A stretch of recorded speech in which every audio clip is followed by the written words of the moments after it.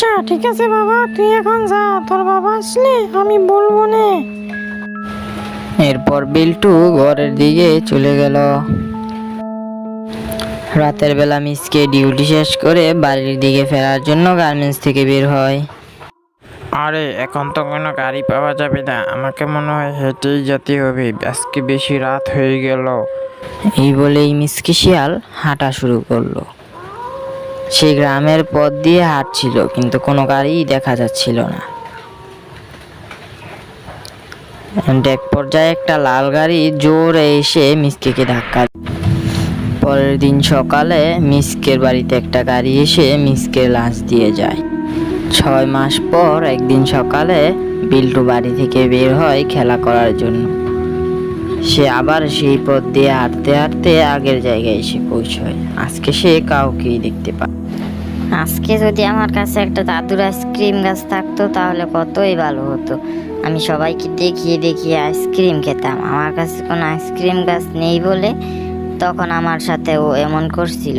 আর তখনই বিল্টুর কথা শুনে সেখানে একটা জাদুর পরী এসে উপস্থিত। আরে আরে তুমি আমায় মেরো না, আমি তো জাস্ট এমনিতেই মজা করে করে বলছিলাম, আর তুমি তো বাস্তবেই চলে আসলে। আমায় মেরো না, আমায় মেরো না।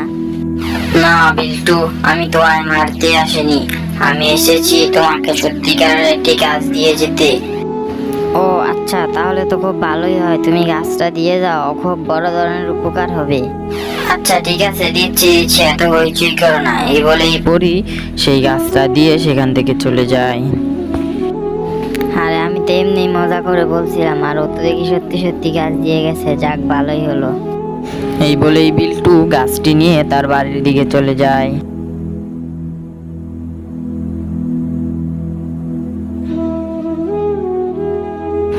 সে বাড়িতে এসে দেখে উঠোনে তার মা দাঁড়িয়ে আছে।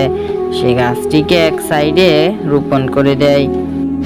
আরে আরে বিল্টু, তুই এটা কি নিয়ে আসলি? এই সমস্ত গাছ কি অন্যের বাড়িতে লাগায়? তুই এটা কি গাছ নিয়ে আসলি? তুই কি কিছু বুঝিস না? আরে আরে না না মা, এটা একটা জাদুর আইসক্রিম গাছ। তুমি যে কই গাছ কালকে থেকে অনেক স্বাদের স্বাদের আইসক্রিম দিবে। এই কথা শোনার পর বিল্টুর মা বিল্টুকে বুকে বিল্টুর মা ঘরে চলে যায়।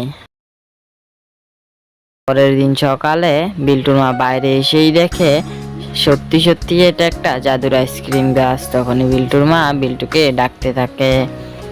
ওই বিল্টু, তুই কই? আয় আয়।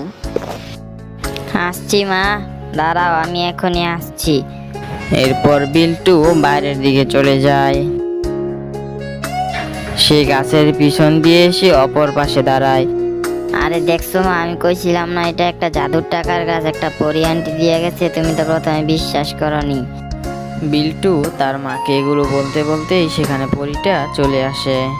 শোন পল্টু, তোকে এটা আমি দিলাম, আজকে থেকে তুই এই আইসক্রিম বিক্রি করে তার সংসার চালাবি, আর তুই নিজে খাবি। বন্ধুরা, গল্পটা এখানেই শেষ হয়ে যায়। তোমরা সবাই ভিডিওটিতে একটি লাইক করে চ্যানেলটিকে সাবস্ক্রাইব করে দাও। তোমরা সবাই ভিডিও দেখো কিন্তু লাইক সাবস্ক্রাইব করো না। এরকম করলে কি আমরা নতুন একটি ভিডিও বানানোর অনুপ্রেরণা পাই? সবাই একটা লাইক করে দাও।